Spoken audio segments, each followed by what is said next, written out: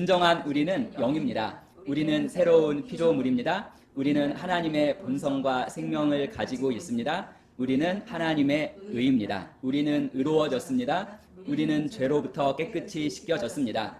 우리는 해방되었습니다. 하나님의 영이 우리 안에 거하십니다. 이것은 우리의 바른 생각에서 나온 바른 고백입니다.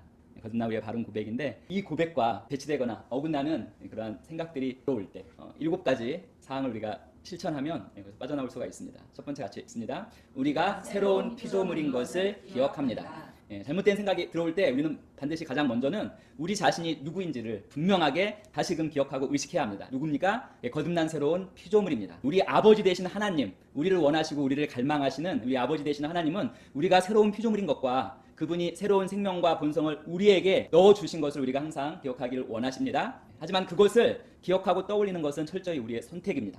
잘못된 생각이 들어오는 순간 우리가 새로운 피조물임을 우리는 떠올립니다. 두 번째, 순종 안에서 행합니다.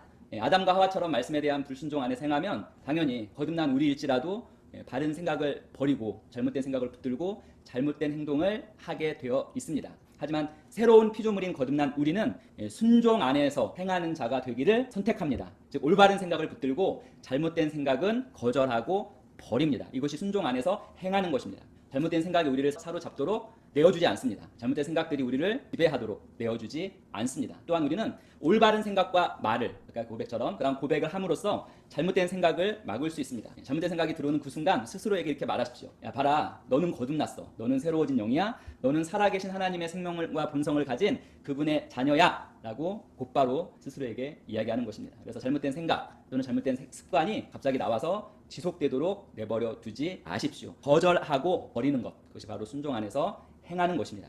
우리는 의도적이고 고의적으로 그렇게 하기를 선택해야 합니다. 세 번째, 행동하는 자가 됩니다. 말씀을 행합니다. 하나님은 우리가 말씀을 들을 뿐만 아니라 행하는 자가 되기를 원하십니다. 우리는 말씀을 기억하고 말씀대로 행동할 때 말씀을 행하는 자가 됩니다. 우리는 말씀을 항상 기억할 것입니다. 그것은 바로 우리 안에 계시는 성령님께서 그 일을 하시려고 우리 안에 계시기 때문입니다. 그래서 말씀이 기억나는 것에 관해서는 걱정할 필요가 없습니다. 성령께서 기억나게 해주십니다. 문제는, 관건은 성령께서 이 진리를, 이 말씀을 생각나게 하실 때 우리가 그 진리에, 그 말씀에 순종할 준비가, 그 진리를 선택할 준비가 항상 되어 있어야 하는 것입니다. 그래서 행동하는 자가 됩니다. 말씀을 행합니다. 네 번째 같이 읽겠습니다. 죄가 우리를 다스릴 수 없음을 기억합니다. 잘못된 생각이나 죄는 우리가 허락하지 않는 한 더 이상 우리를 지배할 능력이 없습니다. 우리는 더 이상 율법 아래 있지 않고 은혜 아래 있기 때문에 죄가 더 이상 우리에 대해서 우세할 수 없습니다. 이것이 성경이 거듭난 우리에 관해서 말하는 진리입니다. 하나님은 죄와 흑암의 권세로부터 우리를 이미 해방시키셨고 우리는 이미 그분의 사랑의 아들의 나라로 옮겨졌습니다. 그곳이 우리가 거하는 장소입니다. 더 이상 흑암의 권세, 어둠의 자녀들이 우리를 다스릴 수 없습니다. 이것을 인식하고 기억합니다. 그리고 다섯 번째, 불평등한 멍에를 매지 않습니다. 불평등한 멍에를 매는 것 자체가 잘못된 생각입니다. 거듭나 우리를 낙담시키고 우리를 예전의 삶으로 데리고 가려고 하는 사람들, 옛 친구나 친척이나 동료들과 불평등한 멍에를 매지 않습니다. 그러한 사람들로부터 영향받는 것을 거절합니다. 그러한 사람들이 가진 생각과 태도가 우리와 하나님 사이에 서 있도록 하는 것을 거절합니다. 그들과 불평등한 멍에를 매지 않습니다. 그 대신 하나님과 하나님의 말씀에 대한 우리의 위치와 태도를 잘 유지하며 그 말씀 안에 서 있습니다. 만약에 우리가 누군가와 함께 멍에를 맨다면 그것은 평등한 멍에야 합니다. 즉 다른 그리스도인과 함께 동반자로서 걷는 것입니다.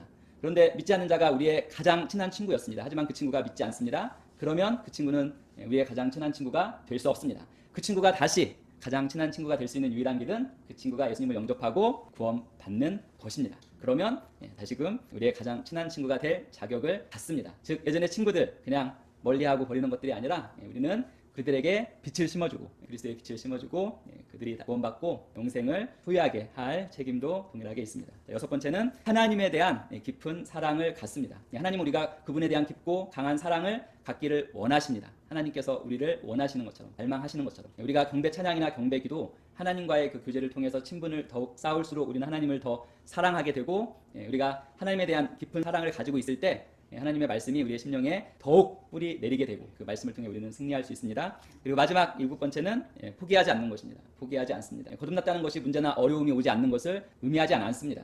거듭난 것은 모든 어려움과 모든 문제를 직면하고 있을 때 하나님께서 우리와 함께 하시고 그리고 그 문제들을 극복할 수 있는 지혜와 통찰력을 하나님께서 우리에게 주신다는 것을 우리가 인식하고 그 안에서 우리가 그것을 오버컴이라고 하죠. 극복하고 이기는 것을 의미합니다. 그러므로 상황과 환경이 아무리 어려워 보일지라도 우리는 절대로 포기하지 않습니다. 오히려 포기하는 그 시점, 우리가 아까 고백한 것처럼 그 시점에 더욱 자신감을 갖고 우리는 담대해지는 자입니다. 그래서 우리가 포기하지 않는다면 우리는 삶의 어떠한 상황과 환경 속에서도 결국은 승리할 것입니다. 왜냐하면 이제는 우리가 알고 있습니다. 그러한 상황과 환경을 다스릴 수 있는 능력이 우리 안에 있음을.